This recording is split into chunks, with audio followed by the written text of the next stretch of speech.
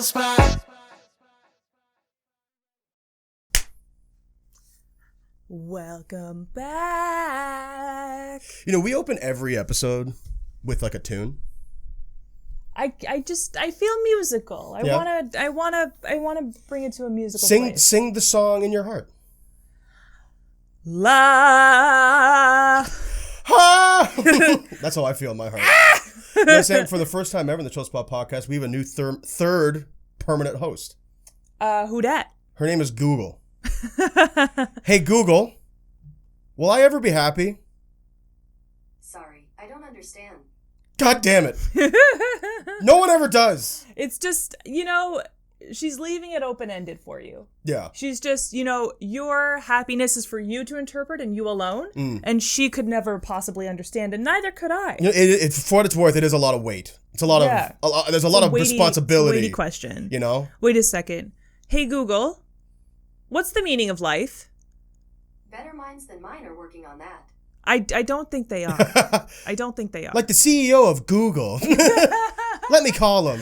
What? It puts you right through. Could you imagine? Yeah. Every Google home has a direct line to the CEO of Google. Oh my God. I mean, like, the CEO of Google certainly has a direct line into my home. There you go. So you don't think he's listening right now? Absolutely. I mean, he's the biggest fan of the Chill Spot podcast. Absolutely. I don't know what gender they are. There are like our number one fan in Malaysia. That's why we're so big in Malaysia. Exactly. We are huge in Malaysia. Yeah. Yeah. What were we at? Like number 50 that time? That one time. That was like 40 episodes ago. Yeah. But like, how funny. We've certainly dropped since then. How funny would it be to go to some country we've never been before, only to find out that like you and I are like the biggest celebrities in that country? There's like billboards with our names on it next to products that we did not agree to endorse. And there's products we did not agree to endorse, and like pictures that like they're not like press pictures. It's just like pictures of us. Like terrible things too. Like we're on like skin lightening products in Japan, and I like never consented to that. I go to Malaysia and see myself on like a Marlboro cigarettes box. Cam says smoking good. Don't smoke cigarettes. Oh my God, no, I didn't. Never, ever, ever. It's like. It's like the worst comes to worst. See a big billboard where it's like you advocating for blood diamonds or something. Yeah, exactly. With a big pickaxe over your arm. And exactly. But like it's very much your face, but not your body. Yeah. It's like us sitting at we're photoshopped to be sitting at a giant table with tons of food on it and be like, this is what I got from my salary working in the diamond mines.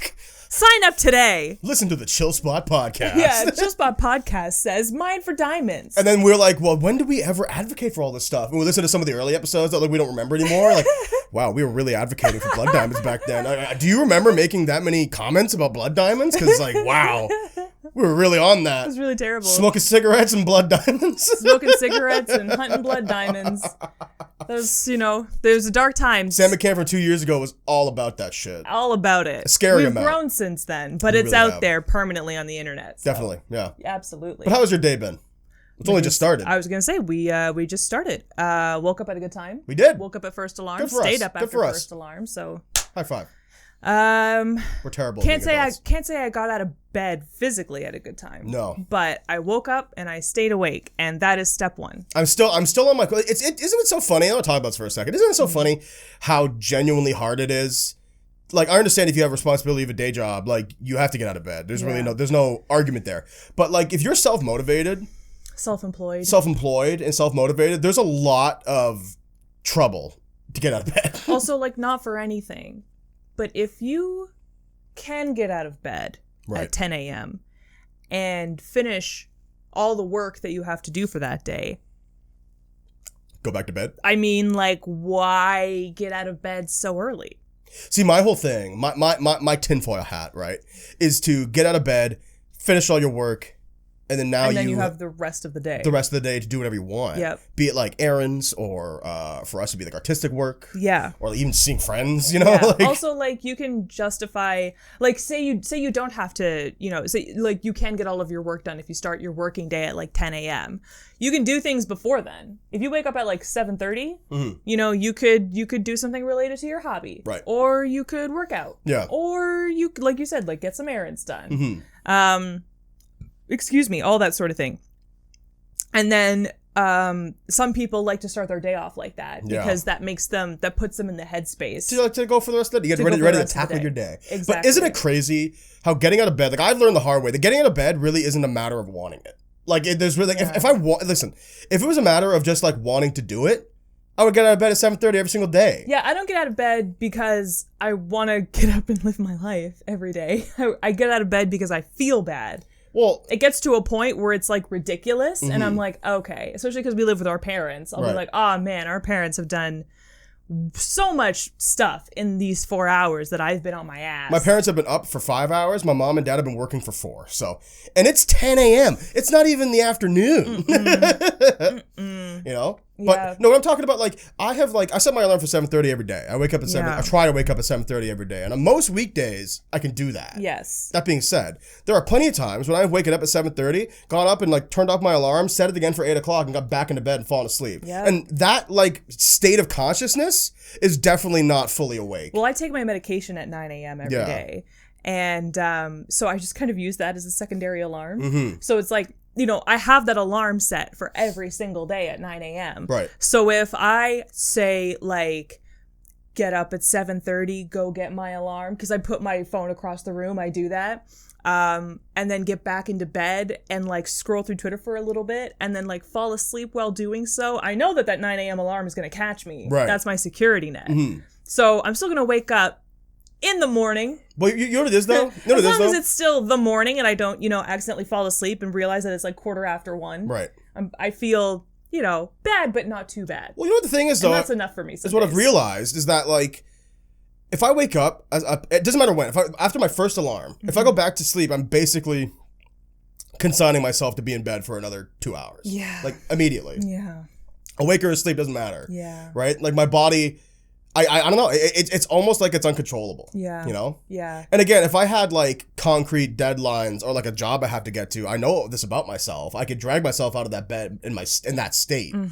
But in the sense where I'm like my own boss and like the work I'm going to do is going to get done, it's just not early anymore. Yeah. Like it's a little bit easier. And I know there's people out there who probably think like, well, then whatever.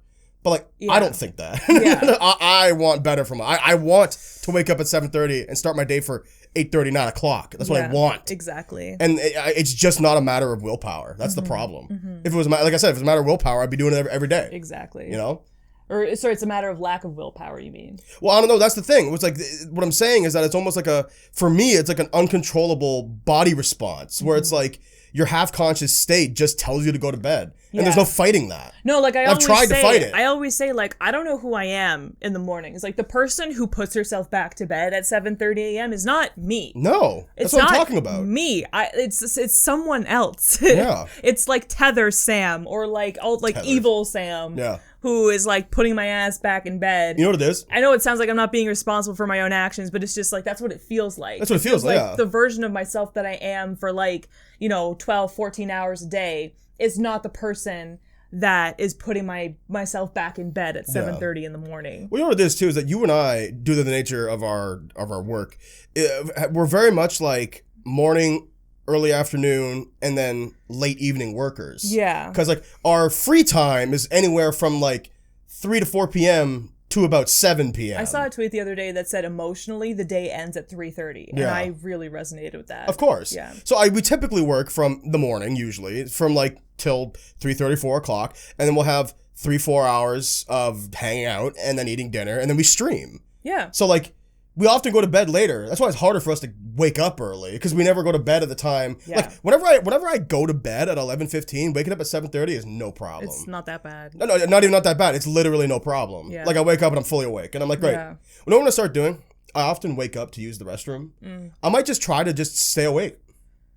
Like at 7:30 in the morning. Yeah, no, I'll wake up. Yeah. I'll wake up at like 6:45 sometimes to go pee, and then sleep for another 45 minutes till my alarm goes off. Right. But often when I wake up to go to the bathroom, I'm just fully awake. Yeah. So maybe I'll just ride that wave. Yeah. Brush my teeth, put some clothes on, and go downstairs. Exactly. Try not to think about it. Exactly. And drink coffee. Yeah, just like do something, right? Just like, supplement myself. Yeah. Get some caffeine pills in Well, there. recently what I've started doing, actually, you know what? Cut this. We're not gonna go do your transition. I'll cut this part out later, but like, let's just move into, it's 10 minutes into the episode. So Sure. let's start the episode. Great. Yeah. Well, my day was good too. Well, you know something, Sam? I'm sorry. Sam, you and I were born in the 90s. Couple of 90s kids. There are a couple of 90s kids. You had, I guess, one more year of the 90s than I did. When the 90s ended, I was 5. Yeah. And you were 6. Yeah. And that's enough time to form some memories. And something I've noticed about 90s kids is that every single kid, for a while anyway, was born in the 90s, seems to have nothing but good feelings about the 90s. Mm-hmm. Nothing but nostalgia for the 90s. Mm-hmm. And that's what we're talking about today. Can I just say, though, I feel like 90s kids are just at that natural age where, because, like, if you think about it, like, I think about the teachers that I had in high school, like, think about, like, the younger teachers that you had, that you realize now were, like, 24 years old, which is insane. But, and they would tell me, oh, yeah, like, you guys don't know shit about shit. Like, the 80s were where it was at. Like, remember Teddy Ruxpin? La, la, la, the Care Bears. Oh, Teddy Ruxpin. Yeah, exactly. Who was just a bear, by the way. No, it was a talking bear. Who gives a fuck? That's the most interesting thing about him. There have been better bears. He was, like, the first of its kind, though. Oh, great. That was, like, the first, like, talking, like, toy that a lot of kids had. And now there's better ones. Yeah. Take that. So we're just like 90s kids are sort of at that age because I feel like the youngest millennials I feel like I'm a younger millennial. I'm 27. Older millennials are like mid-30s now. Yeah. Older millennials are in their 40s. Is that right? Oh, hell yeah. Man, we did a whole episode on this. Age studies is bullshit. Yeah, it's not corroborated by anything. No, it is. But, like, you know, demographically, if from a marketing standpoint, older millennials are in their 40s now. And that's the age where you start getting nostalgic and start looking back. And, like, hindsight is 20/20. And you start thinking that your shit was the best shit. Although I will say... It's the same thing with my parents when they talk about the 70s. It's the same thing with my grandparents when they talk about the 40s. It's like, oh, like, this was so much better when it was like this. And it's like, no, you were a kid with no responsibilities. That's why it's so good to you. Right. Although I do feel like we have a slightly different situation because I feel like 90s nostalgia really peaked like 5 years ago. Like it got like out of hand 5 years ago when like everyone and their mother was talking about like the 90s. Once your stuff starts being 10 years old, I find. Yeah. Like, remember those posts that were like, you wouldn't believe like I Write Sins Not Tragedies is 10 years old this year. Right, and you're like, holy shit. That's wild. Like once the things that you were into hit double digits years old, it's like, whoa. I feel like generationally for us though, like because the generation above us being the Gen Xers are so like, and I'm not trying to talk shit. Like if you were to read some of these generational studies, Gen X is considered one of the more pessimistic generations of people. Considering what they went through like economically. And that is a wide blanket. It's not true of everyone, but that is what's said, right? Yeah. That being said, I feel like nostalgia for millennials was actually more focused on pessimism as a result, where it's like, I don't really have a lot of nostalgia for the 90s because A, I don't have that many memories in the 90s. I don't remember much when I was 5 years old. And B, like, I don't know. I just feel like it's always centered on like either like the greatest great or the worst bad. Yeah. Does that make any sense? But I feel like even the worst bad is like, oh, remember this thing? It was so terrible. Ha ha ha. What were we thinking? That's so crazy. Whereas like everyone it's who's not just like, you know, remember when we invaded Iraq? Like, yeah, really. Like that was bad. Oh, the Gulf War. Love that war. No, but like I feel like everyone who's nostalgic for like the 70s, the 80s, the 60s, I don't know who would be nostalgic for the 60s, but nostalgic. My mom, evidently. I guess so. If you're a kid, you know, whatever. If you were a kid in the 60s, yeah. But, like, that's the thing. I'm going to get this wrong, I think, but it's something along the lines of, I think it's called survivor bias or, like, something bias. Yeah, I think it's survivor's bias. Survivor's bias, which is effectively, and I've talked about this, I think, many times before. I'll keep it short. Dictates that, like, the reason why you're nostalgic for your childhood is because you only have memories of good things. Yeah. So that's how fucking memory works. Yeah. You don't remember. Everybody remembers the Rolling Stones, but no one remembers fucking Air Supply. Yeah, exactly. Exactly. Everyone is going to remember Lil Nas X, and who the fuck is going to be talking about, I don't know. One of the babies. Lil Baby, Da Baby. Yeah, Da Baby, exactly. Baby, Babu Ba Ba Ba Ba. Baby Babu Ba. Baby Babu Ba. I want that rapper to be real, and I want his whole album just to be like a trap beat. Like, give me like a snare, like a... Okay, sure. Ba ba ba ba ba ba. Ba ba ba ba. Ba ba ba ba. I hope you know that's on the way. Like that's music. That's gonna be music in 10 years. Yeah. Tell it right now. I know. I want this to be quoted in 10 years' time. It's gonna be like auto-tuned too, featuring exactly. Future. Yeah, so we're gonna talk about nostalgia this episode. Yeah. How do you feel about nostalgia? Like, what does nostalgia mean to you? I love a good nostalgia trip. I love a good walk down memory lane. It's, I don't know, it's fun to talk about the shit you used to do as kids. As much as I, have a complicated relationship with getting older, I really enjoy getting together with a bunch of people who also lived through the same stuff I did and be like, remember when wasn't that crazy? Oh, that was ridiculous. Oh, it was so funny. Remember when we wore that, watched that, listened to that, read that, whatever, and like laugh about it. Yeah. Because it's an intimate thing, to feel like, and the internet is sort of like expanded on this, because now you can, have a nostalgia trip with, 11 million people. But, it's really, there's something so like binding about having lived through the same age with a bunch of other people. Right. And only this circle of people knows what it was like to live through that time. And no one else can understand that feeling. You can talk about it like I can talk about the 90s with my mom and being obsessed with like The Little Mermaid. But let me pick a movie that like actually came out when I could see it in theaters, like the Little Mermaid 2. There you go. Actually though, that movie is so good. I saw the movie in theaters. That movie is so good. Yeah. And like I can be like, remember when you took me to see The Little Mermaid 2? And she can be like, yeah, you really liked it. And I'd be like, yeah, I did. Yeah. But like when I talk about it with my friends, we can be like, I can't fucking believe that like 7 years after the first Little Mermaid, they were like, let's do a sequel. Time for number 2. Well, that was back when movies were creatively driven. See, that's nostalgia talking, though. Of course that's your nostalgia talking. Because the answer is that it's never been that way. No. I'm sure tons of people were like, oh, The Little Mermaid 2, isn't it a little late for that? This is obviously such a cash grab. The early internet forums were just like, The Little Mermaid 2, you don't even see her feet. You don't even see her feet? Oh, man. But yeah, oh, she did have great feet, by the way. That's weird. I mean, they were animated to look perfect. Like, they were drawn... Yeah, I know you love her perfect little toesies. I get it. Keep going. Exactly. I want to put them in my mouth.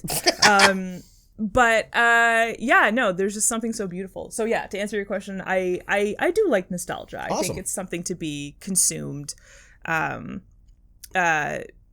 critically. And like anything in life. An open mind. Don't get lost in it. But... I think it's fun. Absolutely. Yeah. And I'll have my answer in a second. We're going to take a little break. Beautiful. Hey there! This episode of the Chill Spot podcast is brought to you by Chill Spot. That's right, we don't have any sponsors paying us to do this because we are completely independent. You know what else we make while we're independent? Sketches. Have you ever wondered what Twitter would be like if it were a real person? Or have you ever thought, that anime gatekeeper sure was an asshole? Well, we make fun of all of those idiots over on our YouTube channel. Click the link in the description to check it out. And we're back. Yeah, so nostalgia for me, like, it's interesting, right? Because nostalgia, as you pointed out, is something that's entirely hinged on memory, right? Like, it's based on what the good feelings you remember from your childhood or a specific moment in your life that then gets harkened back on and produces good feelings, right? Which is why I think people get so attached to it. I mean, it's like there's probably been studies on what nostalgia does for your serotonin. 100%. And I totally feel like that's why people get so anchored to it. For me, I'll be honest with you, this is not meant to be sad, but like I don't really have a lot of memories from my childhood. Like that's something that I really think about all the time. Interesting. I think there have been many things about this for the past couple of years, but it's like my long-term memory is poor because I think because when I was younger, I really was really hard on myself a lot about like the way I was and how I wanted to do stuff versus what I should be doing or what I perceived to should be doing. So as a result, I actually don't have a ton of memories from my childhood, to be honest with you. Anything from like pre-2010 is like blurry, gone. Like I really can't recall anything. Thank God your mom took so many pictures then, I guess. Yeah, I mean, as annoying as you found it, like it is nice. I mean, fucking whatever. I like living in the moment. I'm far more concerned with what's coming. I know, but it was kind of nice. Like, remember, so a couple of weeks ago, Cam's mom dug up a picture of him on a family vacation. You guys were in like the Bahamas or something like that. You were lounging on a beach chair. And Here's the picture. This was like 7-year-old Cam or like 6-year-old Cam, and he was holding his lime green Game Boy Color, which I still have. And that is just, I mean, it was so nice because, you were making the same face that you make now when you play games, when you're really into a game. And it was just nice to see that you've always been like this. Yeah. And we think about the road that we're on now, what with the channel and like streaming and your very, very encyclopedic knowledge of video games. thank you. It's nice to see younger you engaging in a passion that has followed you throughout your entire life. You know, it's the beginning of it all is what it looked like. It's a bug that bit early. So, like, you know, nostalgia is nice for that reason because the things that you look back fondly on from your time as a kid, it's interesting to see what influenced who you are today or what you maybe left behind. Maybe you loved dinosaurs as a kid. You were that kid. You begged your mom to buy those shitty little chalk dinosaur eggs that you like picked apart with like a plastic pickaxe. We did have those, actually. And now you couldn't give a shit about now you're a businessman. Right. You know, and it's like, that was adorable. Right. Or maybe you are a paleontologist now, and it's like, wow, that really stuck with me. And there I am, you know, falling in love with what I would eventually grow to become. You know, it's interesting and it's fun to look back on. Yeah, I mean, sure, I guess, but like, my whole thing with nostalgia, I have a very complicated relationship to nostalgia, in my opinion, because I do have plenty of things I'm nostalgic for, like any human being. A lot of those things are attached to specific things, like certain games or certain movies or TV shows or music or whatever. So it's very rarely attached to things like memories or moments. I'm going to talk about this later in the podcast, but I have some opinions on what nostalgia is today. It's kind of like a little bit of a festering, changed beast. Nostalgia. Well, once capitalism got a hold of it, it did its thing. And you know, and then it has since resulted. Nostalgia is the reason why things are the way they are in media. We'll get to that later. But I don't think nostalgia, like for me, nostalgia is just thinking about fond memories or like playing an old game you used to love for 5 minutes and then being like, well, yeah, I remember loving this. And then you get to the hard part and you're like, time to stop. Well, yeah. Well, for me, all the games I played when I was a kid, either one of two things, I guess a little talk about nostalgia. It's like games I played as a kid either are insanely easy and I should have never had any difficulty with it, even as a 5-year-old, or ridiculously hard and I have no fucking idea how I beat it. Yeah. Because me at 25 is like, I'm not dexterous enough for this. Yeah. I did this when I was 8. Yeah. Like the hell? Yeah. Although I will say this, my earliest memory, I'm talking about memory, like my earliest memory, I can remember like the very early stuff. And then there's a quite blank, and then there's today, right? And then obviously the last, like, I can remember stuff from like the last like 5 years. Yeah. 5-6 years. Yeah. My earliest memory in my life is sitting in my old house in, I lived on a street called Tayside, with an N64 controller in my hand. I seriously think this is like my first, my turning on memory. When like your brain turned on. When I went live for the first time. Yeah. And I was playing the first Mario Party in my basement. Wow. Yeah. All by myself. That was my first game on my first console ever. Wow. Was Mario Party. And that is one of my earliest memories. Yeah. Yeah. Good game. It was a great game. I played the shit out of that game. Yeah. I beat the single player mode. Very cool. People don't even know there is a single player mode in that game. But there is. But you found it. Yeah. And here you are. I used to plug in 4 controllers and then play with the computers anyway. Oh, wow. Well, yeah, because if they ever did something I didn't want them to do, you could press the start button, activate the player, and then pick up the controller. Wow. And I could just, like, if they were, like, going to just, like, make a bad decision. Yeah. Wow. Be like, no, you're not going to buy this star, DK. Donkey Kong. Oh, my God, Cameron. Yeah.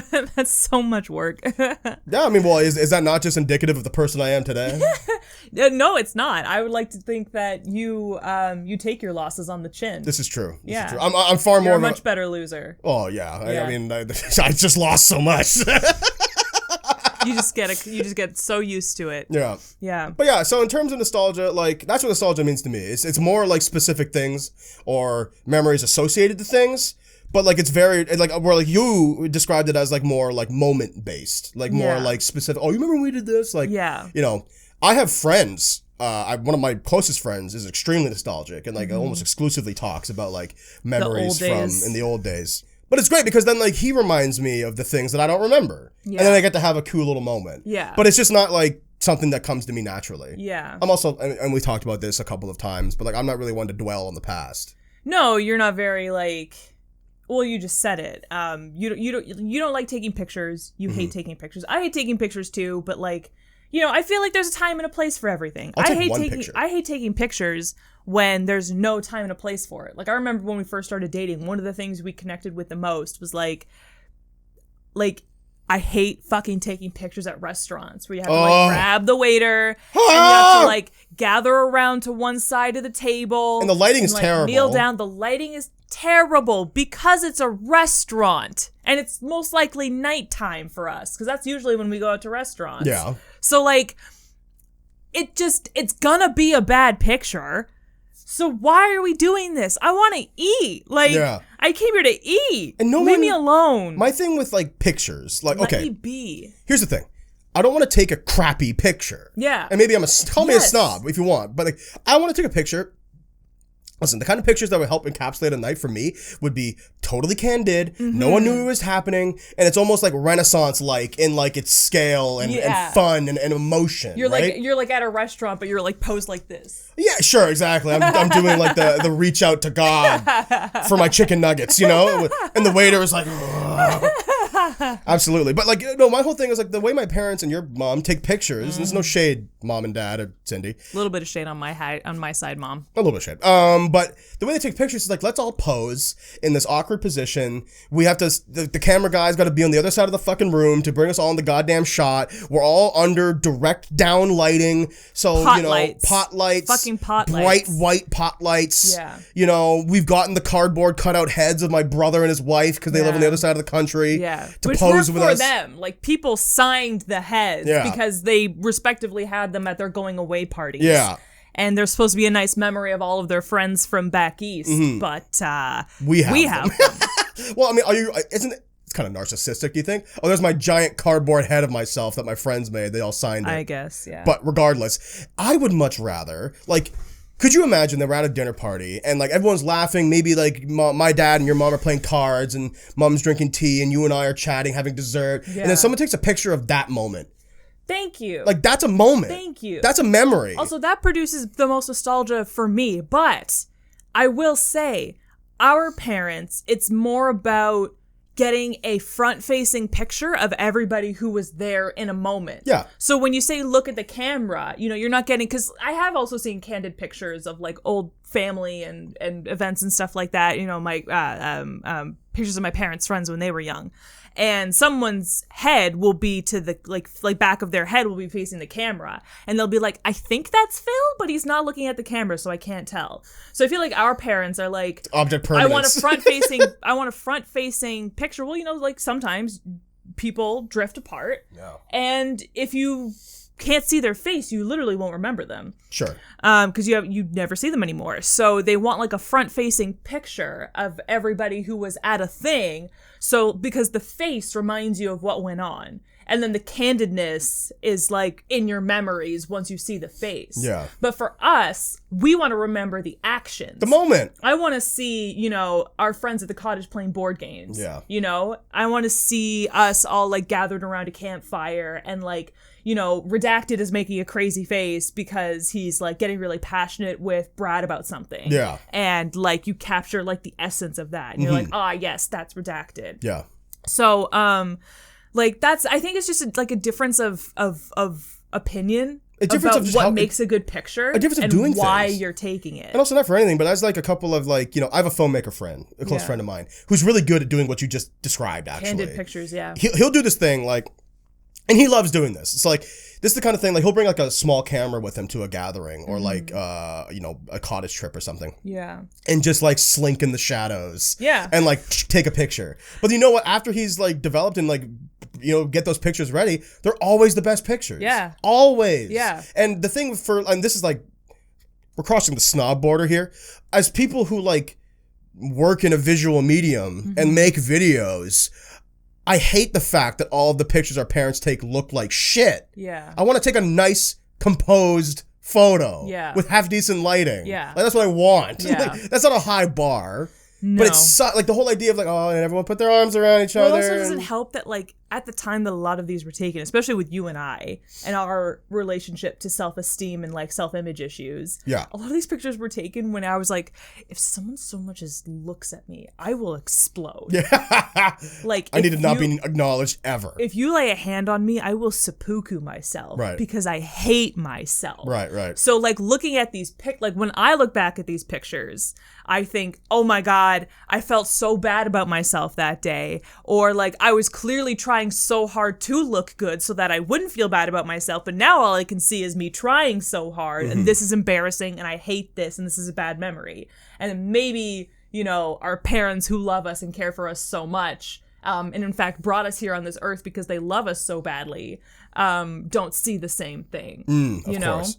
I would rather be caught candidly because I think that's more appealing to me. But I would like to see myself represented in the best light. Of course. But our parents who love us so much are just like, ah, my child. Yeah. Your mere presence is enough. But like, I don't know, like I can't get over the manufactured nature of it. Yeah, where it's like, let's all stand in a row and take a horrible picture. Yep. Versus like one of the best pictures my mom has ever taken was the one of myself, my brother, his wife, and you on like the backyard chairs. Oh, yeah. That's my favorite picture of all and we were time. just monkeying around. Feel free to put that picture up. Oh, it's my favorite picture Maybe of blur us. out like, you know, Duncan and Emma's face. It's just if they want, you know. Yeah. But regardless, it's one of my favorite pictures.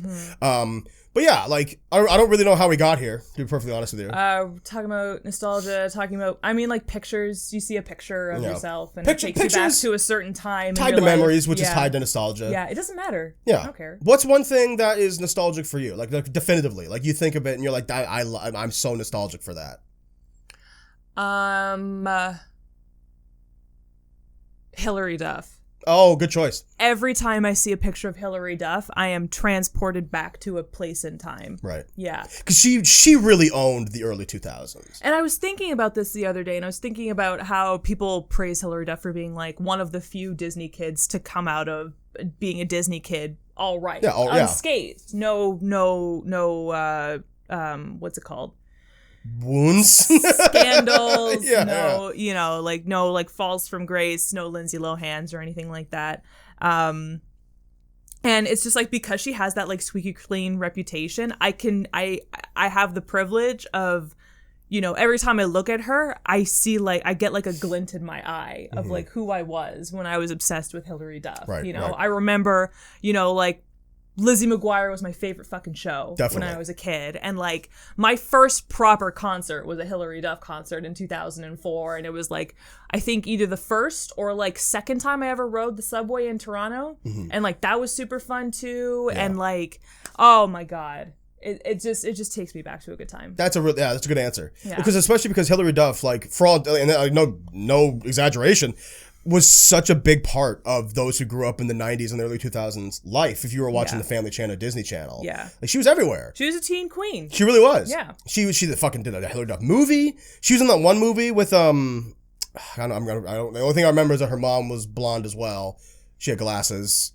They were going somewhere, moving somewhere. The Perfect Man. Maybe Where she moves to like a city and she didn't want to or something. that sounds like The Perfect Man. Okay. Yeah. With Heather Locklear. Again, maybe. Okay. Like, I remember that. Okay. Point is that Hillary Duff was in a lot of things. Yeah. And, like, she's tied to a lot of memories of our childhood. So it makes sense that that's a good answer. Yeah. For me specifically, it's handheld games. Okay. Game Boy games, Game Boy Boys, Color SP, games, and then Game Boy Advance games. Gotcha. A large majority of my childhood was spent playing Game Boy handheld Nintendo games.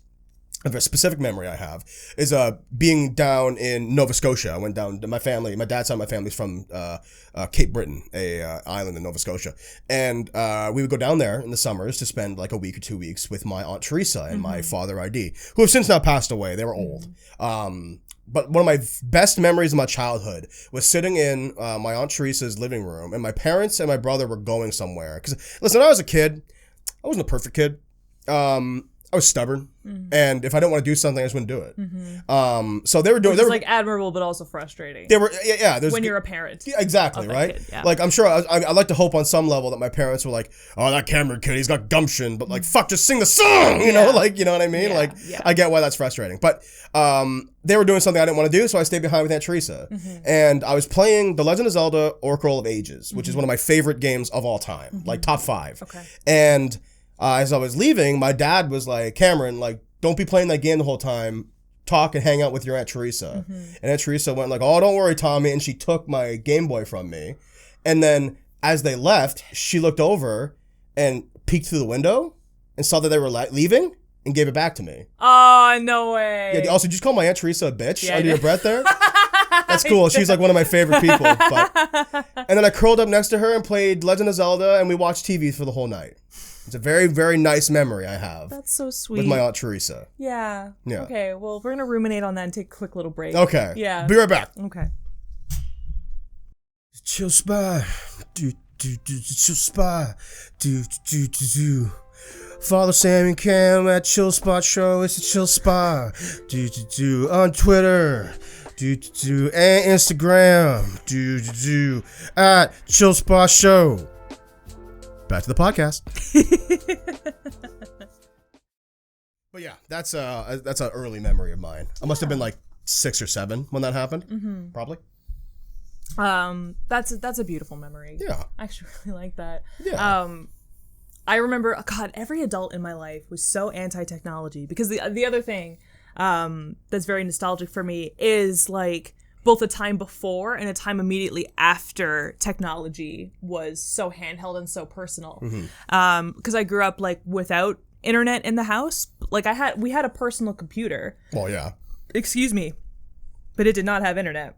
Interesting. It had like... It was like a function machine. It was effectively a typewriter. Yeah, pretty much. It was a typewriter with a screen. That cool pinball game. Oh, Microsoft Pinball, classic. And that kept me occupied for hours. Well, especially when you don't know anything better, right? Oh, yeah, exactly. You know, exactly. How can I crave the internet? Be like, man, I wish I could go on a thing called RuneScape right now. Yeah. Whatever that is. In 2 years, that's going to be my life. But yeah, that also technology makes me like really nostalgic just because like I feel like I was at the beginning of something, so I can go all the way back. Whenever somebody brings up there was a post a couple of weeks ago that went viral, I think on Twitter, when someone was like, bring back like colored plastic electronics, and they brought up like the Macs and like Game Boy Colors and like the special edition N64s, like the orange one and the purple one, the green one. And they were like, why did people stop doing this? And I was like, this may be the nostalgia talking, but like I agree. Why did they ever stop doing that? Actually, that was so cool. I have some insight on that actually. Yeah. A big push for, and like this is both like research and not research. This is half research, half my own opinion. Okay. Let's make myself perfectly clear, everyone at home, okay? The reason why they moved away from brightly colored electronics is because they wanted to get away from the toy feeling of it. They wanted people to feel like they're appliances. So that's why you'll notice like modern game consoles, bar the PS5, are like sleek and black because it fits with the rest of your appliances. It looks good next to your sound system. It looks good next to your cable box. Looks good next to your speakers. Right? It doesn't stick out like a sore thumb like a bright orange plastic. It's like if you had like a beautiful minimalist apartment and there was just like a bright orange PS4. Exactly. It would like fuck up the whole vibe. In my humble opinion, as someone who like has two special edition consoles and a customized Switch, I love things looking unique. Yeah. My other thing is like, you know, the thing about having a rainbow of options is that you can pick the one that goes best. Yeah, pick a black one if you want. With your thing. Yeah, have a black one if you want. But say you have like a beautiful minimalist apartment with like, you know, dusty pink walls and like a green snake plant and like a gray white couch with like gold hanging planters everywhere. No, I haven't dreamed of the perfect apartment a million times. Why did I come up with that so fast? I don't fucking know. But that was in the chamber. Are you kidding me? Yeah, but then imagine you have an entertainment stand, maybe a cherry wood entertainment stand with like a sleek flat screen TV on it, and then in the shelf underneath there was like a see-through purple PS5. Would that not look so cool with that setup? Well, especially because like get one. You know, don't buy the orange one then. Get the purple one. Yeah. I mean, the appeal of see-through electronics is that you can see the guts of it. Yeah. And that's cool. But it's also stylish because it's purple. Well, you know what? They actually did kind of biting my tongue a little bit. They did a special run of, I think, for like the 25th or 30th anniversary of PlayStation. They released a special PlayStation 4 that was see-through and blue. It was like a deep blue. So like, I love that. What was cool about it and like the effect that was really neat was that like it was see-through like those old electronics, but it was a nice dark blue that was like stylish and in. Yeah. And what it did, due to the way the light reflects through the plastic, is actually make the insides look dark. So it was like dark electronics on the inside. Yeah. And it was really neat. It was like it was like very limited run. Yeah. I already have a PlayStation 4. Yeah. I wanted to get the controller that came with it, but they fucked this up in my humble opinion. They didn't make the see-through plastic matte. It's like glossy. So like you pick it up and it's like thumbprint central. Yeah. I'm like, well, this nice thing that I have now doesn't look nice anymore. Terrible, like, why would they do this? Yeah, that's not cool. Every other game controller, including your other PlayStation controllers, are matte. Like, for that exact reason. Like, why would they do the gloss? That's so weird to me. That's so stupid. It's just strange bone of contention. I haven't thought about that in like months. I don't even think you told me about that. It's some work thing, right? Yeah. Like back at EB Games, it was just like something we talked about ad nauseum. Like, it's the coolest thing. We were all gonna get one. But this one part. But they fucked it up. They honestly, literally every single person I worked with was going to get this because we all thought it was awesome. Yeah. And then it was glossy. And we were like, well, then we're not going to get it. Yeah. Why would I spend $75 on something that's going to look like crap? Yeah. Like, there's no the point. The second you take it out of the box. And what am I going to do? Like, fucking display it? I don't like PlayStation that much. No. Damn. No. But yeah. Actually, you know what the other thing I'm really nostalgic for? While we're ruminating? Okay. I'm nostalgic for, obviously, like I mentioned, like the handheld Game Boy Advance games, blah, blah, blah. Yeah. I'm expressly nostalgic for when I was a teenager during the Xbox 360 days. Okay. Playing games like Halo and Gears of War, Call of Duty with my friends. Like you understand, Sam, like every single day after school from like grade 10 to grade 12 pretty much, I would come home and play Xbox Live with my friends for like 9 hours.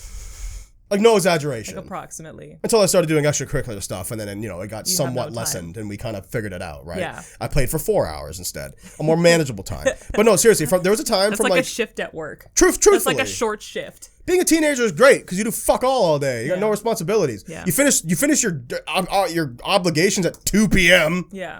And then you get to go home and fuck around. Yeah. I beat BioShock 2 in a sitting. 10 hours. 10 hours that game. That must be nice. I beat it in a sitting. Yeah. That is like something I'll never forget though. I can't say I had the same experience though. I was always trying to be a good kid and fill my time up with things that I thought would get the approval of adults. So that's so sad. Yeah. It's like very upsetting. Yeah. Because like that's something that should happen. I mean, at some point in your life, and at some point, everyone gets the sense of self-responsibility of like I should probably be responsible. I had that at like 12. 4, actually. Yeah, you were born with it. Yeah. For what it's worth though, like some of the stuff I enjoyed, like doing like rehearsing plays after school. Right. Being in the school play and all the time that took. That was more for you, but it also pleased this other part. Yeah. Yeah. It was a middle ground. Yeah. Yeah. For me, I didn't get that till around grade 11 to 12. So I was just like playing fucking video games with my friends. Yeah. But it was awesome. Like it's funny, like a small part of me, every time a new online game comes out, especially because like these free-to-play games, like there's tons. I watched a lot of TV too. Yeah. Yeah. You want to expand on that? Well, I would come home and I had like a schedule. I would Right. watch Fresh Prince of Bel-Air as soon as I got home from school, which is like no one was doing that. What the fuck are you talking about? I would probably... Kids my age, when I was in grade 9, no one else was watching The Fresh Prince of Bel-Air after school. That's what kids in 1997 did. Should have been hanging out with us. I watched Fresh Prince all the time. Okay. Well, maybe I should have known you earlier. But yeah, I would watch like Fresh Prince of Bel-Air, and then I would watch Much on Demand, and then I would watch probably like the Comedy Network until like super late at night. Or a lot of Much Music, like whatever they had going on, Video on Trial or fucking, Video on Trial. Much 911 or something. What a steaming pile of shit that show was. No, it wasn't. It was very bad. so great. No, it wasn't. Cameron. Go back and watch a single episode of Video on Trial. I guarantee you're going to go... Listen, like, the comedy back in the day, it was very, like, anti-feminist and, like, fat-phobic. Look at and this racist. bitch getting naked. But, like, some of the jokes were really funny. Is 1 in 10 jokes a good record? I don't think it was that ratio. It also gave birth to Deborah DiGiovanni, Sabrina J-Lease, who writes for a lot of shows in Hollywood right now. I'm trying to think who else. Trevor Boris, who is now whatchamacallit. I think he's a producer on Big Brother. But it gave him a career. It was like a starting point. Great. Boomer, who is looking back, probably had the most misogynistic jokes back in the day, but is on Letterkenny now. It's just like... As who? He is one of the guys on the hockey team. He's the one who always, when they do that, Yeah, Boomtown! Yeah, he's Boomtown. Oh, is he Boomtown? Yeah. He's the guy who goes like, look at my wife, Yes. I love her so much. Yes. Like, yeah, that guy. Yes, that guy. Oh, okay, yeah, cool. that's Boomer from Video on Trial. I didn't recognize him. Mm-hmm. Wow. Yeah. But also, it just gave a lot of Canadian comics a job. Great. It was employing them. That's awesome for them. Yeah. I mean, I remember at the end of that show's lifespan, it being very cringy. Oh, and the end of awful. Video on Trial was garbage. Very bad. Oh, it was so bad. You should watch a couple episodes and do next time we get together to record this. Oh, dude. Let me know how you think. Okay. Because I'd be very curious. Watch a bunch of clips. I would have put my money on. Now that I'm saying this, you're gonna do everything in your power to not do this, even if you actually do feel this way. But I'm gonna put my money on you sitting down and being like, yeah, it was really bad. Well, that's the downside of nostalgia too, is when you go back to something, you're like, oh, I remember this thing, it was so awesome. Then you watch it and it's just a product of its time. You're like, I can't believe that I watched this. Like, I've been rewatching Sailor Moon and I got you into it. And, that's been a lot of fun. You know, sometimes the way they talk about like young girls and what young girls should be or look like or how they should act is very much a product of its time. Oh yeah, and it hurts. Well, you understand understand to watch a little bit because the hard part about Sailor Moon, you have to remember, and I know you do, and Royal you have to remember that like it's written by a woman in the 90s. Yeah. So like all of the feminist sensibilities are from that angle, and if you consider that time being a grown woman in the 90s in Japan, which like Japan is a pretty conservative country in terms of, you know, like its politics and stuff. There was a big focus on modesty and like being pretty and like that's the goal that like all little girls want, right? Like she's the pretty pinnacle guardian. of your life is when you get a boyfriend. Exactly. She is the pretty guardian. Yeah. When Sailor Moon transforms, she becomes beautiful. That's why nobody recognizes her as Usagi. Yeah. Because everyone thinks Usagi is a foot. Yeah. Even her dad. The shit her dad says about her. This is my favorite part. It's without a doubt my favorite part. Oh my god. And that being said, the Viz Media redub of Sailor Moon is great. Yeah. As someone who's a voice actor and loves especially old school anime, it's awesome. It's pretty loyal. If we watch all of Sailor Moon together, will you watch Dragon Ball Kai with me? Sure. We can watch it dubbed. Yeah. Yeah. I've been meaning to get into Dragon Ball because I just want to understand all the references. Cool. I'm tired of being in the dark. It's actually not nearly as long, especially if we watch Kai. Kai is, so Dragon Ball Z, and this might sound blasphemous for those at home, Dragon Ball Z has a lot of dumb bullshit. Like they make everything super long. It was a syndicated show. That's the one where it takes like the joke is that it takes like 5 episodes for somebody to power up and go Super Saiyan. Yeah, there's a fucking moment in a later arc where they're on a different planet and they're fighting this alien guy and he's like, in 1 hour this planet will be destroyed. But and like then that 1 hour is it's like a season and a half of TV. Yeah. Kai cuts it down to be just the manga. Cool. Paced the same way. Yeah. And it's redubbed with all of the same voice actors. Cool. So, but it's great because like you have a voice actor like Sean Schemmel, who does the voice of Goku, you know, was Goku in the 90s, the 80s when they started doing that, and then has grown as a voice actor substantially, and then now he's doing Goku again. So he's like master class. So he's just craft. like they're just like some of the best voice actors in the world in my opinion. And I think watching the original Dragon Ball and then going right into Kai would be great. So yeah, I would love to do that with you. Fun. But yeah, sometimes it's fun to go back and like watch those old shows and stuff.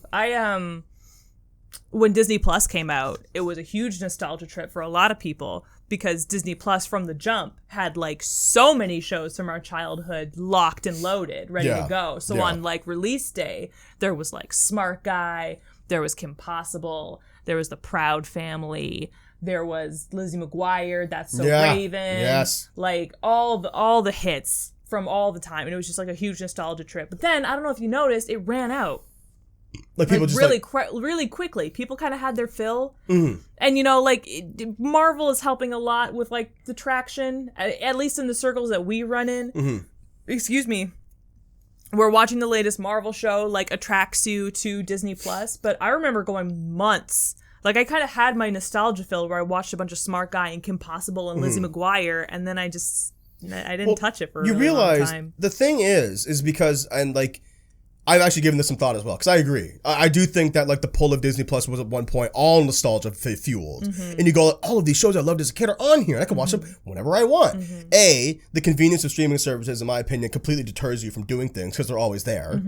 B, these shows aren't meant to be watched episode after episode after episode. They're not meant to be binged. No, because there's no narrative. Yeah. There's nothing to get as an adult who loves stories and TV, there's nothing to get attached to. There's just the characters. It was the best coming home and watching one episode of That's So Raven after school in conjunction with these 9 shows. And then like maybe on the weekends you would get a treat and there would be a marathon. Maybe. But like it didn't happen all the time. And you still had commercial breaks and shit like that. And these weekly syndicated shows are repetitive as fuck, which is not a detriment It's the way it's the structure. It's Yeah. the way they're written. Yeah. And that's fine. Yeah. But it is. Yeah. It's not meant to be binged unless it's like Sailor Moon, which is like, of course, super repetitive, but like it's just such a fucking treat to look at. Even then, I could imagine coming home after school and like, say Sailor Moon is on. There's like a new episode every week.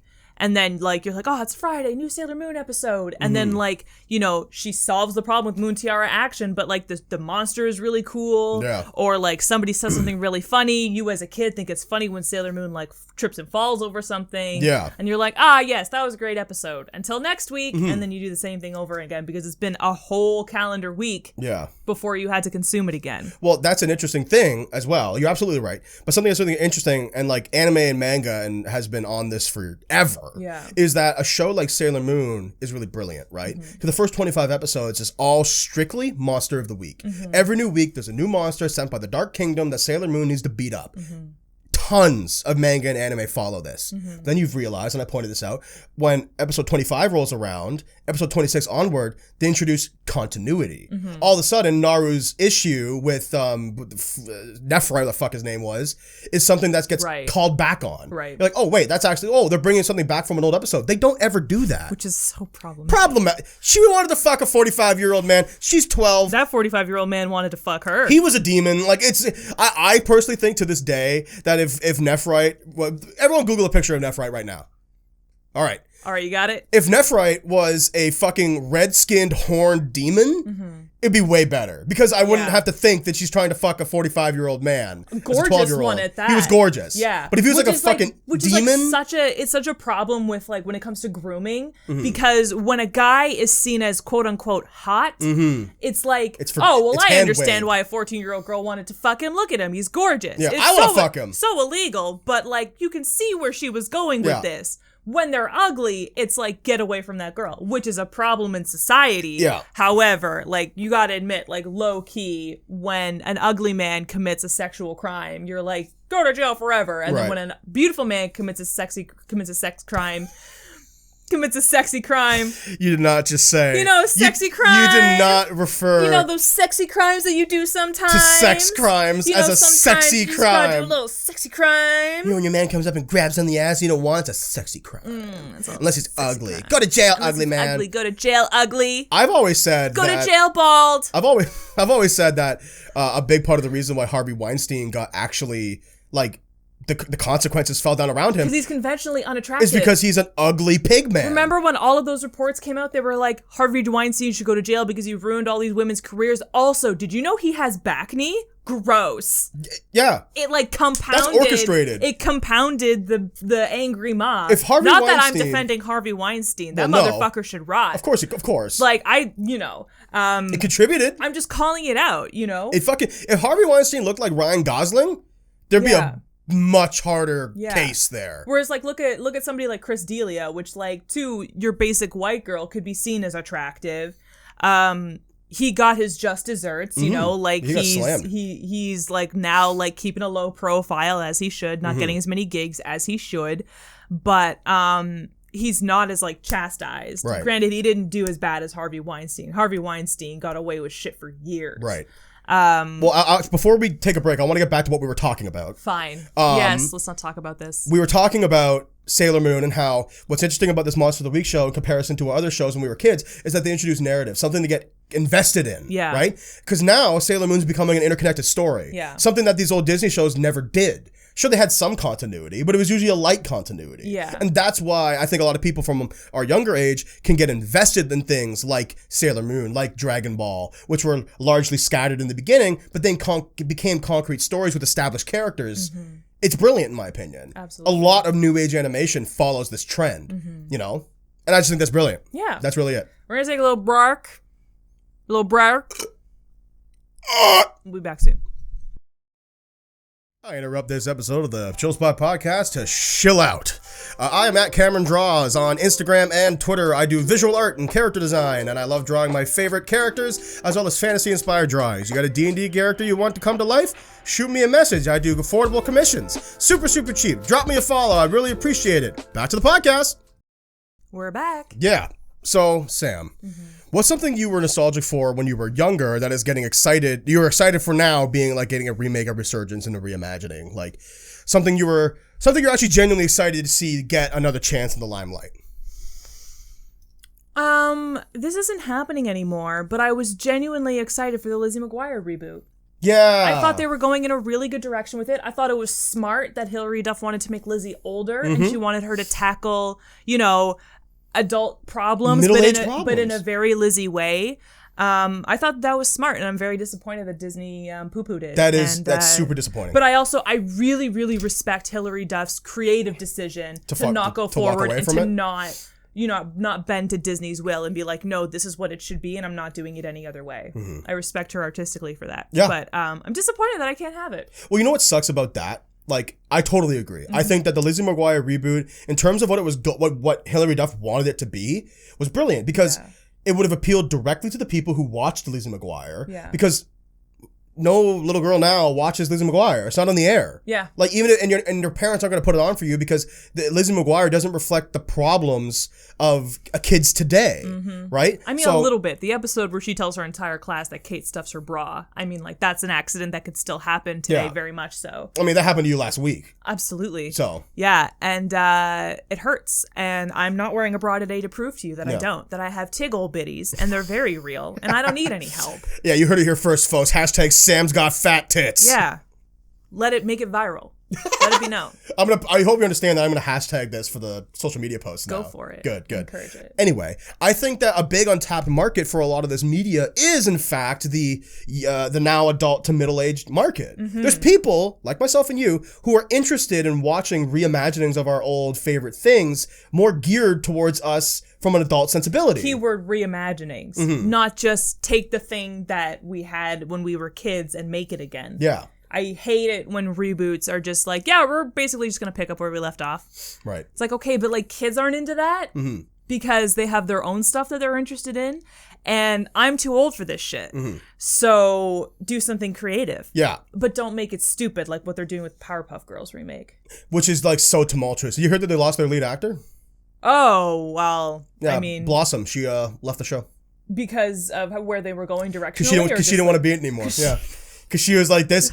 I can't put my name on this. I don't know if you guys have realized, but this whole set is on fire. And it sucks because Craig McCracken, the creator of the Powerpuff Girls, isn't a part of the production. No. He hasn't he doesn't been have consulted. anything to do with it. He's nothing to do with it. Yeah. And when their biggest death was when the set photos got released, and then 2 weeks later the first script got released. Yeah. Did you read that script?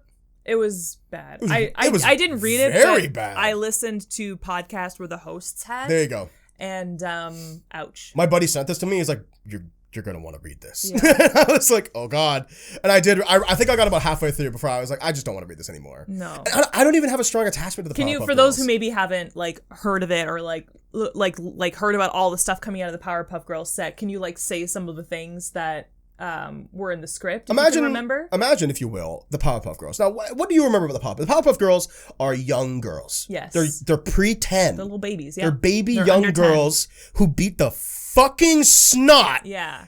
Put their enemies in the hospital. Yeah. Every episode. One of their main enemies has an exposed brain, and they expose that brain. Oh, yeah. On a regular basis. They rip out his fucking cerebral fucking core every episode. Yeah. Leave him a fucking drooling mess. Yeah. Anywho, getting a little off topic. Imagine then a live action version of the Powerpuff Girls where they're all young adults, but it's like cringy CW writing. Right. And they're all horny. Right. It's not what I want from my Powerpuff Girls. See the problem there? Yeah. Yeah, there's a bit of a... Blossom doesn't have, she doesn't have hormones. Something like they were talking about... they talk about Tinder. Buttercup gets mad about something. Doesn't one of them have or they all have or are supposed to represent some kind of mental illness? Sure.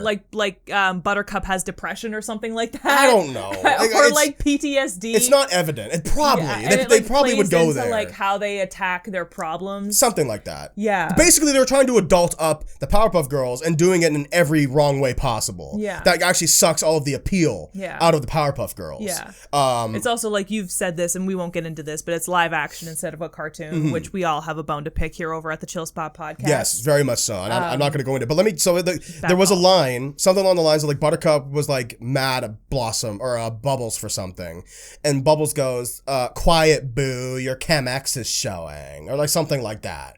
Like, it's like, that's how it's written. That's how every single line is written. Cringe. Like, Bubbles talked about some dude she met up like on Tinder, like the next town over. And it's like, man, I don't want to think about Bubbles having sex with people. Yeah. Like, that's like, this is so, and it's also like, in my opinion, the lazy, it's actually just called Powerpuff. Oh. It's not called the Powerpuff Girls. It's just Powerpuff, which in my opinion is the lamest way. Like, that's a very CW move though. Like, instead of Archie, it's called Riverdale. Of course, yeah. Because it's more about the setting than it is about the characters. Yeah. And like, that makes sense. Like, I get why they're doing it, because if it was made, people would watch it. But what they didn't realize is that you're fucking with animation fans now. That's the last people you want to fuck with. Like, real talk. Like, I'm not even being facetious. Like, if you fuck with some old animated property and make it live action, unless you're Disney, not gonna work out. People don't want to go watch it. I wouldn't watch Powerpuff out of principle at this point. Yeah. Like, and the fact that it's such a dumpster fire, because like that script that got leaked has been scrapped. They're not using it. Of course. Well, I mean, it got leaked, so like even if it was good, you're not gonna use it. So they're back in rewrites. They now need to recast Blossom. Yeah. Who, by the way, is the main one. Yeah. She's the leader. Yeah. And it's just like the set photos are so bad, and like those. Oh my god, they should just cancel at this point. Yeah. I think it will get canceled. Just actually, like, just wrap. Just give it a wrap. Yeah. Leave it on the cutting room floor. I don't want it. 100% agree. Yeah. You know? Yeah. But, It hurts. It hurts when something that you're so nostalgic for, like a TV show that you loved, is handled poorly. Yeah. When capitalism gets its grubby hands all over it and completely misunderstands the direction. And it's like, you think that we liked this simply because it was here. No. Yeah. We liked this because there was an element of ourselves that we saw in it. And you're completely losing that when you take a 40-year-old white man and put him at the lead of this. Yeah, exactly. You know, like, it's just, it's fun to watch Hollywood miss, but it also hurts so badly because these things are tied to real emotions that we felt at a time that, you know, like we said, with your old Game Boy picture, is tied to the person that we are today. Sure. You know, like, these things influenced who we are now. And when you see, you know, Hollywood or just capitalism as a whole, big business fuck with that, we take it personal. Definitely. And I think that it's human to take it personal. A lot of times when these things come out and, you know, something gets rebooted or rebooted poorly and we're mad about it, people try to say, like, well, don't take it personally. It's just a TV show. And it's like, fair. You know, we shouldn't put too much stock into these things because at the end of the day, it's someone trying to sell you something.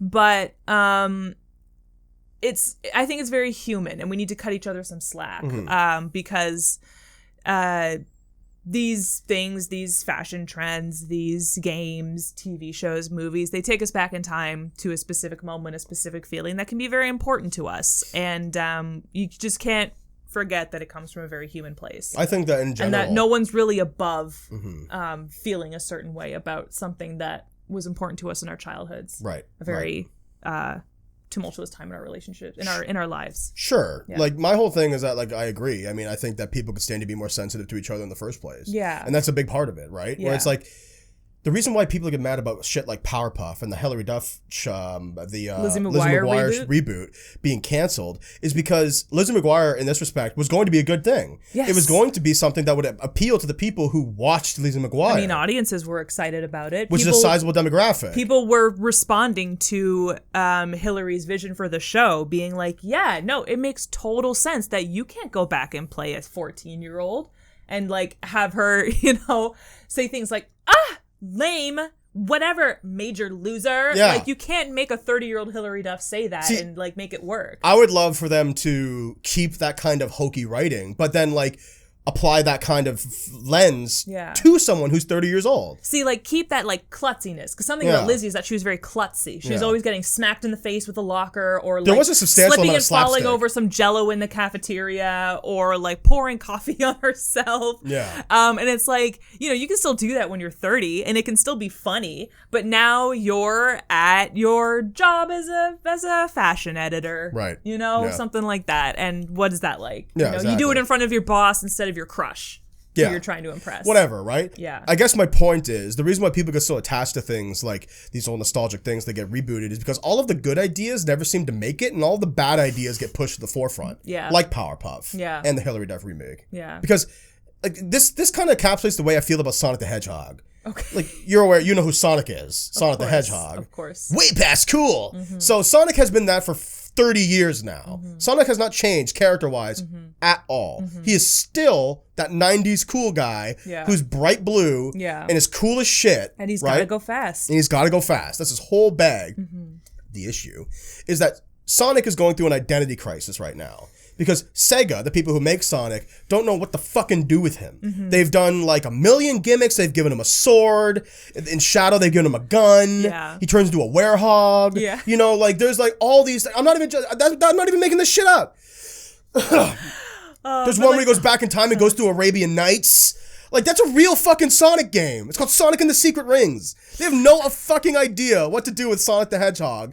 And the issue is, in my humble opinion, is that they're not appealing. They're trying to appeal to 13-year-olds. Yeah. All Right the now.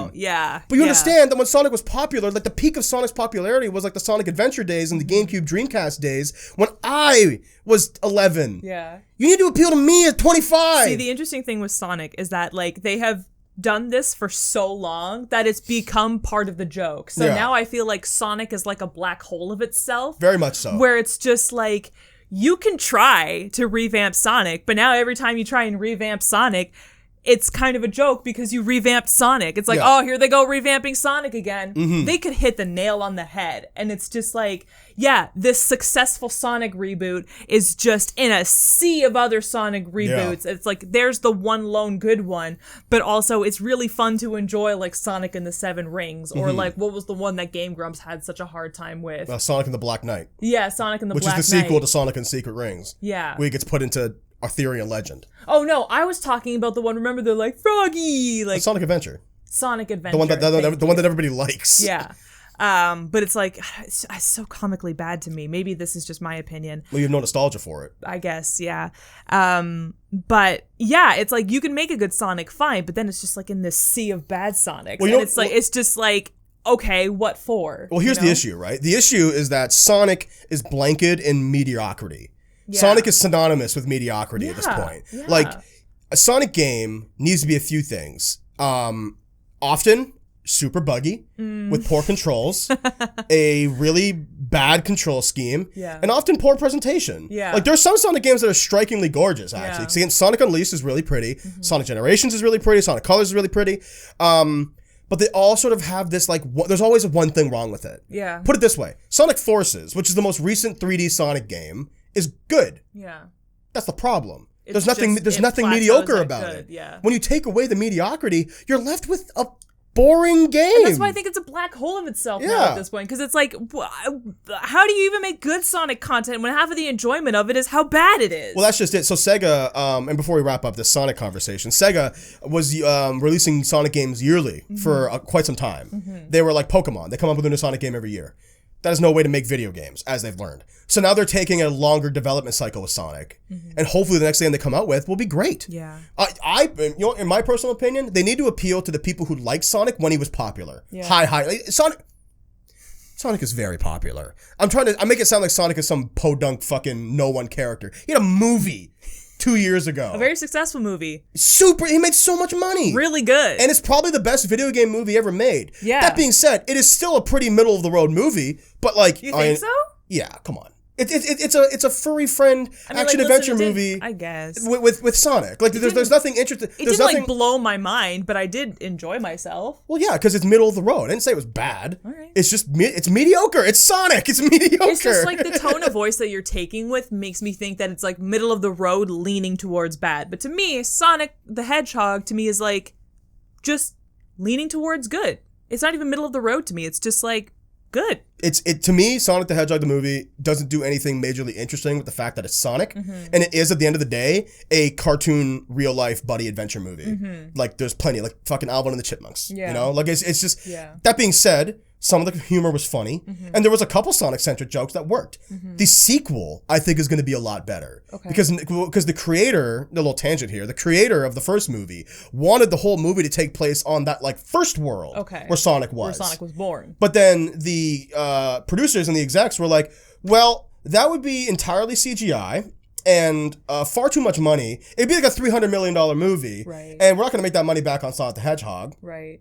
So it has to appeal to families like Sonic currently does. Because Sonic is a character geared towards young children. At the end of the day, no matter how much I piss crying shit about it, he's not geared for people like me anymore. I was going to say, the two other adults that we went and saw Sonic with are part of the minority. Exactly. Yeah. So his original vision for the movie was to take place on what I only assumed to be Mobius, which is the planet where Sonic is from. Yeah. But they brought him to Earth so that they can attach him to human characters. Right. And then do a furry adventure human buddy cop movie, right? So yeah, I think the sequel, but he wants the sequel to be more focused on what was going on, because there was a little bit of a weird stuff with the Akendas that showed up and they like attacked his like owl friend. Remember at the beginning of the movie? Yes. So there was his like adoptive mom. There's like something going on there. Yeah. There's like a plot happening there. Yeah. And then at the end of the first movie, Tails shows up. So obviously they're going to incorporate more Sonic characters. There, yeah. And I think if they do that, the movie will benefit from it. And I think the sequel is going to be better, in my humble opinion. All right. Well, why don't we take a little break? Okay. And then we could do this final thing we have and then the podcast. All right, we're going to play a game. We're back. Ah! Ah! Eee! Oh, God! Have you ever made a sound like this while listening to the Chill Spot podcast and wish, God, I wish I could correct those idiots right now? Well, guess what? You can, because we stream live on Twitch 3 times a week. Go to twitch.tv/chillspot to find our schedule, or you can check our social media as well and come hang out with us every Wednesday, Friday, and Sunday mornings with Cam at 7 p.m. and 9 a.m. specifically Eastern Time, and come correct us and tell us what we fucked up on this week. Love you so much. Back to the podcast. All right, Cameron, we're back. I want to play a game with you. Okay. I made up this little game that may or may not be a ripoff of something I saw on Drag Race, but I mean, that's our whole life at this point, isn't it? This game is called Scoot or Reboot. You don't have to do the whole fucking, just like... I'm having fun. Okay. So I'm going to give you something from our childhoods, our collective childhoods, that was once popular. And we're going to just have a little chit chat about whether we think that this thing had a right to come back, if it did come back, or if it should come back, if it has yet to come back. Right. Am I allowed to add some contextual questions? Like if like when you give me something, I want before I make my definitive answer, I would love to clarify some things. Would that be okay? Yeah. Okay. That's fine. I don't give a shit how you play this game. So, Scoot or Reboot Kim Possible? Is it animated? Yes. Would it be a sequel to the previous context? Yes. It would have to be, because you had the Kim Possible movie where she got together with Ron at the end. Right. And you can't just ignore that. Well, unless they reboot it and make it like 3D animation, which they do with like everything. Yeah. Like, they've done that like everything. I don't want that. No, Well, I would want like the classic 2D, like angular. Remember Kim Possible's calves? Her like calf muscles were like... She literally has an hourglass shape. Yeah. She's an hourglass shape because it's with her hair. Yeah. That's on purpose. Yeah. Yeah, great, reboot it then. Because they actually did reboot Kim Possible. They did a live action movie. That's true. Oh no. Oh, I blocked that out of my memory because it was I heard terrible. That was bad. I heard it was like, it was one of those things like, you know, if a reboot has failed when the people you reboot it for don't like it, right? Yeah. Like if your live action Kim Possible wasn't a hit with the people your demographic is, then you failed. Well, they did what we were talking about earlier, which was they tried to make it for kids. Yeah. There was like Kim Possible was played by like a 12-year-old, and it was live action, and they just tried to make like a Kim Possible episode, but live action and for the kids of like 2016, and it's like, doesn't make any sense to me. Those kids don't want to watch Kim Possible. I want to watch Kim Possible. Well, it's also like Kim Possible was in high school. Yeah. She was like a grade 10 or 11 kid. Yeah. And like... I think by the end she was a senior. Yeah, because she graduates at the end of the show. Yeah. Like they go to prom. Like that's the whole thing. Yeah. Now the thing that kind of gets me about that before we continue with the game is that like young kids love looking to older kids and watching shit about them. Yeah. Like, aging down Kim Possible is just kind of stupid, in my opinion. Yeah, exactly. Like, Exactly. you know? If she was a teenager, she'd be cooler. Mm-hmm. That's what it is. If you really want to age down Kim Possible, make baby Kim Possible. There you go. We talked about that last episode. Yeah. Baby Kim Possible. Baby Kim Possible would Write be that so down. lit. That's what we're doing for Chill Spot. Yeah. What's the next one? Jelly Sandals. You might not have much of an opinion on this one because these were marketed towards girls.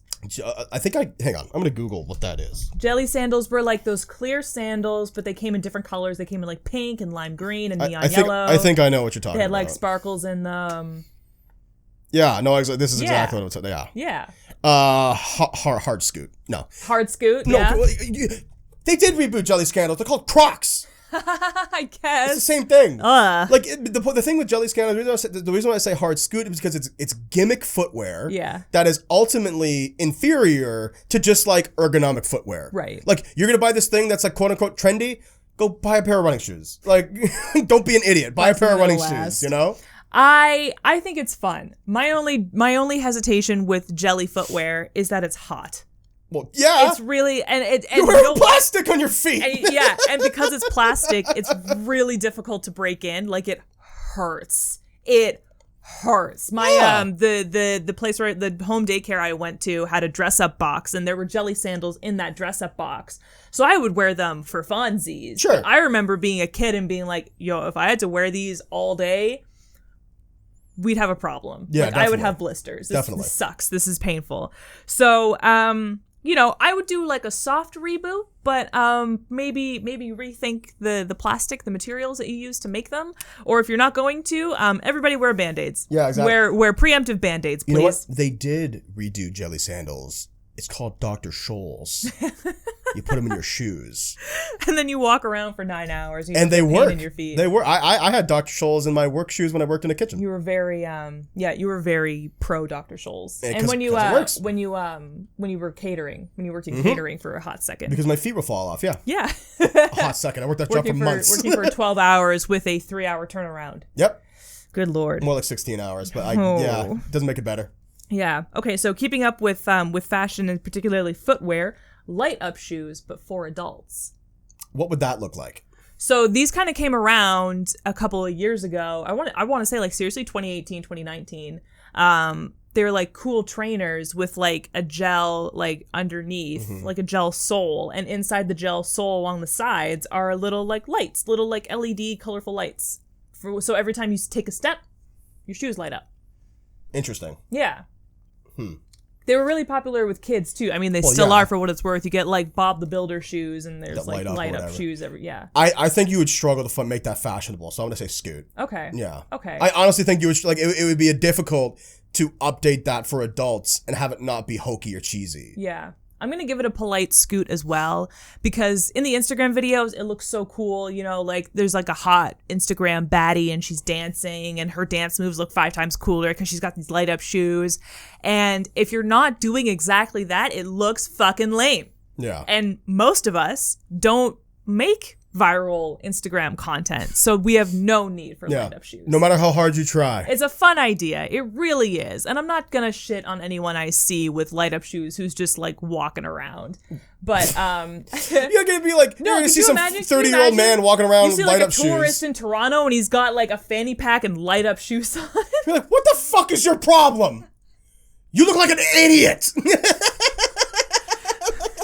He's like, can you take a picture of me, please, for my family? I'm like, yeah, sure. Also, you look fucking stupid. Yeah. Here you go. What's your name, dumbass? Okay, all right. Smile for the camera, dumbass. This is the dumbass family? Yeah. With your jelly sandals and light up shoes. The jelly sandals were hooked onto his little belt loops. Yeah, and he was like ready to switch them out whenever he needed it. Exactly. They were waiting there for him. He's got his daytime light up shoes and his nighttime light up shoes. He keeps his nighttime ones on his belt so that he doesn't have to go back to the hotel and switch into them. You never know when night is going to strike, exactly. So you have to switch. We're going to be out all day, so exactly. I got to keep my nighttime shoes on me. What's the next one? Next one. I think this one's going to be rather quick. How do you feel about colorful ketchup making it come back? I mean, okay, so this actually begs the question because Heinz Mayo has been doing like stupid crossovers for a while now. I told you at the store the other day that there's like Mayo / like Monster Energy, which is 100% real. Yeah. There's Mayo / Oreo. Yeah. But then there's good ones like Mayo Chup. Yeah, mayo and ketchup. Or like my parents bought mayo racha. Yeah. And like if I wasn't so fucking tired of sriracha, I probably would enjoy it. Yeah. I mean, there's also like you can go to the international aisle and buy spicy mayo, Just which that. is what mayo racha Effectively is. Yes, of Yeah. course. Colored ketchup that has no purpose, like it's just green ketchup. Yeah. That's explicitly what I'm talking about. Do you remember colored ketchup Of course from like I the do. late 90s, early 2000s? They had like the squiggly bottles and like Yeah. it looked like a shampoo was bottle, literally ketchup, but purple but or dyed green. purple, blue, green, Yeah. whatever. I only ever had the green kind. Okay. 'Cause when I was- you actually had it. I never had it. Well, because in the commercials, there's tons of commercials, and I watched Teletoon all the time, and it was like on Teletoon, and me and my brother and all of our friends were just like, oh, but like, you know, because like that's just like that's how you react to And things. God when you're a bless your kid. mom. Your mom is so fun that she'd be like, "Do you want that? Sure." No, Let's she give went it out a and shot." bought it and hated every second of it. I Yeah. vividly remember that. But like, she's a fun mom, so she would like do it for you. She did it exactly once, and then I'm pretty sure we had it for one meal with like fries and hot dogs. Yeah. And then it quietly disappeared and never saw it again. So clearly it didn't leave an impression on me. Yeah. So scoot. Okay, so Scoot. Yeah, my natural instinct is, if something tastes like something that should be red, but it's purple, I don't trust it. Well, that's how your brain works, eh? Like that's Yeah. actually how like your synapses get all fucked up. Yeah. It's like it'd be like picking up something that's an ice cube, and you're looking at it and it's an ice cube. Like it's like verifiably an ice cube, and you bite into it and it's a marshmallow. Yeah. It doesn't matter that it tastes like a marshmallow, which you like. Yeah. Your brain was ready for the ice cube. Yeah. So it's gonna fuck you up. It's like that everything is cake trend Exactly. that was popular a while back, where you would see like a pitcher of ice water, and then someone would cut into it, and first of all you're like, why is there a knife going Yeah. towards that pitcher of water? And then you cut into it and it's It's a like cake. dark chocolate cake. Why do you think so many people got so freaked out by that? Yeah, It's because your people brain got fucks mad. with you. People got mad because Yeah. as the trend went on, it always managed to catch you by surprise, and Definitely. it upsets your brain. You I also don't feel- want to eat anything that upsets my brain. Yeah. Generally speaking, you don't want to eat something that upsets you. I think that's Yeah. a fair rule of thumb. Yeah, Yeah. absolutely. So we're gonna give this a scoot. Hard scoot. Hard scoot. Shrek. Every once in a while, someone talks about how they should make a fifth Shrek movie or bring Shrek back. Or reboot Shrek. There's been Reboot rumors Shrek of a in some Shrek way. reboot. Yeah, I mean, for years now, every once in a while I'll hear something about like inside sources from X Studio are humming about making another Shrek, or that there's another Shrek potentially in the works. Mm-hmm. And I just want to know how you feel about that. This is an interesting question. Because Shrek, the first 3 movies, and the fourth one's underrated. All of the Shrek movies are parodies of certain story structures, right? Fairy tales. The first one is a subversion of the fairy tale story trope. Mm-hmm. The second one is a similar thing, but it sort of criticizes like where they go, being far, far away. Is sort of like a weird criticism / parody of like Hollywood culture. And then the third one is kind of just like more of that. And then the fourth one is really kind of an oddball, sort of like just sort of its own little thing. I never saw Shrek 4. Shrek 4 is about Shrek coming to the terms with the fact that he might regret the fact that he has a family, and he kind of misses the ogre days a little bit. Wow. But then he meets Rumpelstiltskin, who grants him a life where he never met Fiona. And then it's obviously radically different. And like Rumpelstiltskin is trying to like in this world like trying to like take over the kingdom, and then obviously conflict, blah blah blah. He meets up with the old characters that he remembers, but they don't remember him. And then at the end, he goes back to his old life. Gotcha. So it's very much like a you start here and end here style movie. Not a lot of development happens. That's why people didn't really like it, because all 3 Shrek movies have like significant character development. Yeah, it's like single Shrek, and then falls in love with Fiona. Second one, he gets married. Third one, he has kids. And then, the typical, once you have kids, the character gets boring and sucks thing happens, and you don't care anymore. And we're done here. Yeah, exactly. Yeah, life is over. I think they could reboot Shrek, to be honest with you. I think they could. I'm going to say reboot, because Shrek's cynical writing is something that's timeless. You could criticize anything. If there has been fairy tales that have come out since Shrek that are kind of like new takes on the story genre, and Shrek could tackle that. Also, for what it's worth, Shrek was beloved by children and adults from the time it was released. Because from the the first very movie- first Shrek movie, kids and adults, pardon my hitting the microphone, kids and adults both loved watching Shrek. It's a pretty intelligent movie. Yeah. For how stupid it is, it's a pretty intelligent movie. Absolutely. And whenever I say something is stupid, you guys, I want you to understand that is no word of a lie, the highest form of praise from me. Okay. I'm stupid. My humor is stupid. And it's not, when we say stupid, we don't mean like a lack of intelligence. We just mean like you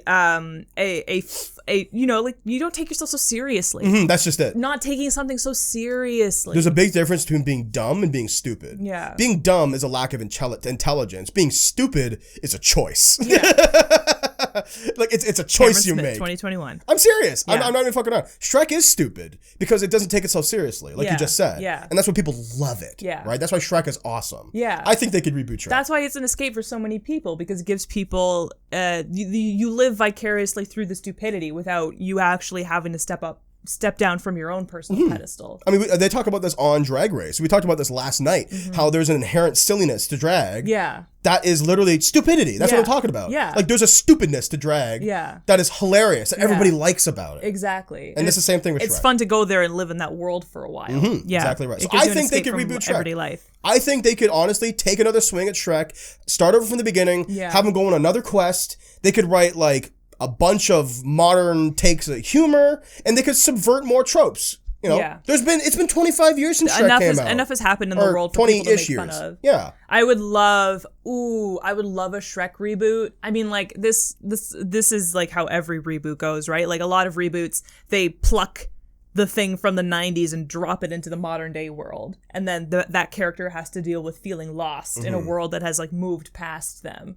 In a ways. And I think there's a lot to be said there for Shrek. I can definitely imagine, like, you know, Shrek goes goes forward in time and the swamp has been turned into condos, and, like, you see, I'm trying to think, you see, like, the evil queen from Snow White and the Seven Dwarf is, like, an Instagram baddie now. And she's like, she's in, like, a high thong bikini, like a high-waisted thong bikini, like, taking thirst traps and, like, selling fitness teas on Instagram. See, and, that's like, funny. You have to stop her because she's, you know, trying to take over the world. There's like a mind control device in the fitness tea, and everybody's taking it, and she's trying to control the world, and Shrek has to stop her, but Shrek doesn't know how to use Instagram. You know, I would love to see Shrek, the Shrek verse. My thing about Shrek is how the world they live in is quite modern. Yeah.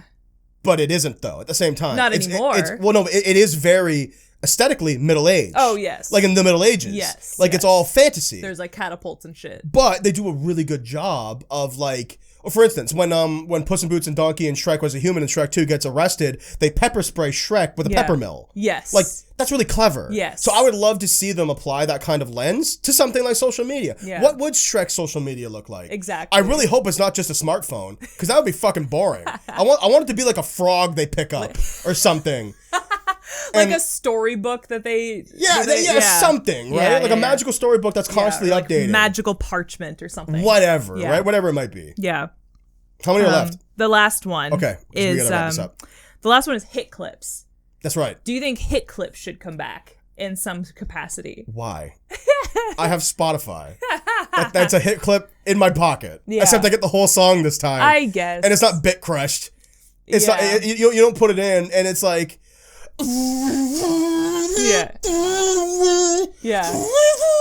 And that's the whole song. Also, could you imagine a 21 Savage hit clip? How many problems you got? A lot.